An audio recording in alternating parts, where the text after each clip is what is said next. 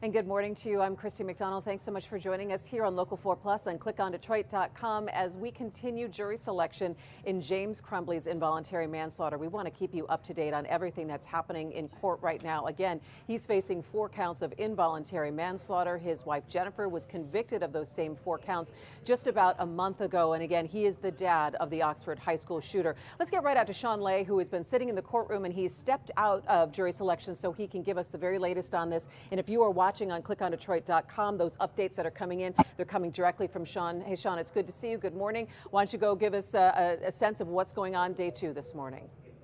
Christy, good to see you as well. Busy day at the courthouse. I had to find phone booths to talk to you in to get some privacy here, jumping out of the courtroom. We're appreciative of Judge Matthews for letting us come and go a little bit out of sight from court. Don't want to make too many disturbances, but so far so good. So things picked up here at 9:15 this morning without any jury members in Judge Matthews' courtroom 2C here. James Crumbley is here, same gray suit. This time he has a blue tie on, and his attorney, Mary Lehman, is here. Oakland County Prosecutor Karen McDonald is here, along with her lead assistant prosecutor, Mark Keese.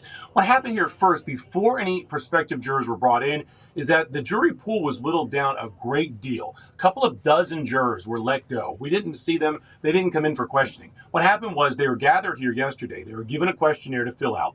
And after yesterday, both sides went over, the prosecution and defense went over some of those questionnaires, and they eliminated some of the jurors based on their answers, primarily if they could be biased, not biased, if they could be totally fair in the case against James Crumbley. And these jurors were let go, saying they paid close attention to the Jennifer Crumbley situation, the Jennifer Crumbley trial, the facts of the matter that were presented, and the verdict. And they mainly said they agreed with that verdict, and they basically said on the sheet that they believed her husband, James Crumbley, would have the same verdict, that they would vote that he was guilty, despite the fact this is another trial, a different set of facts will be presented at trial. So they were let go. Then in the jury box, Christy, here with 15 seats, the same 14 from yesterday were brought in, along with a new person. A woman sat down and answered questions. So you get the same 15 in. She answered questions about guns in the house. Yes, some of her family members have guns. They're locked up. She was asked questions about mental health. She had family members who had suffered some mental health issues in the past, some tragic results. She remained in her seat. Then Mary Lehman, who is the attorney for James Crumbley, she got her chance to ask questions, and right away she let go for no cause. She let go one of the jurors. Interesting, a high school teacher who remained in the jury box all day yesterday answering questions. He's an Oakland County high school teacher. He looks to be about 45 years old or so. He deals with some students that do have some mental health issues or do deal with crisis at times. So that was interesting that he was let go, because he hung in for a long time yesterday. He's gone. He's been replaced by a vice president of marketing and sales of a real estate firm, publicly traded. He has 3 little kids. He has a gun at home, and they're asking him questions right now, mainly along Mary Lehman asking those questions about her line of questioning goes like this, Christy. When you were a teen, did you have access to a car? Did your parents give you access to a car? And did you ever take that car without them knowing? So kind of that line, meaning, did Crumbley know that his son took the gun that they got for him? That's where we are right now. But we're dealing with a group of 308 yesterday. That's down fewer than 200 now. We'll see how this, the jury in the box right now, if they stick or not, and see how close we are to getting a jury. Christy. Yeah. Okay, Shawn, real quick, is the courtroom full with media? Can you describe what the inside of the courtroom looks like for us? Sure. Courtroom 2C, so the jury box is full. Both tables are full. You got the prosecution team, then you got Mary Lehman, James Crumbley, and her helper there to the side. Behind there are 5 rows. They are full of prospective jurors.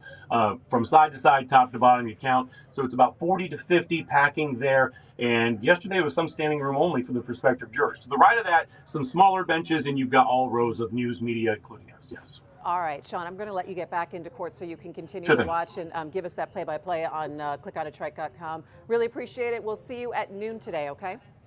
Okay, sounds All right, and again, just continuing our coverage here, just so you can understand, we can't have our cameras inside of the courtroom and, streaming the proceedings when they're picking a jury, so that the prosecution and the defense and the judge and the jurors have their privacy there so they can go back and forth. But we can have a reporter in there, so that's why Shawn Ley is in there, and all of the other media outlets, so they can hear what's going on. We just can't broadcast that right now. But once they do seat a jury, we'll make sure that we can stream the trial from the opening statements all the way to the closing arguments, just like we did here streaming on Local 4 Plus with Jennifer Crumbley's trial. So that is the very latest this morning. We want you to stay with us all day here.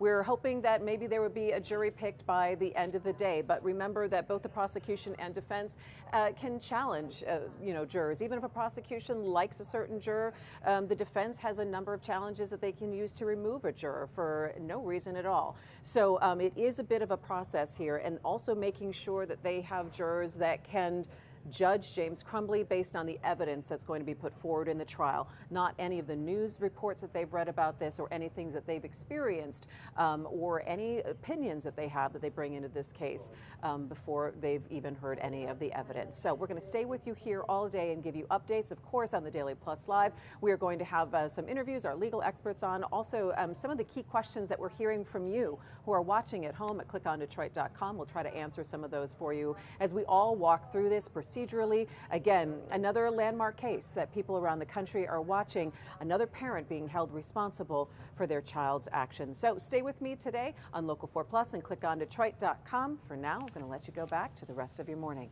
I'll see you at 12:30 today.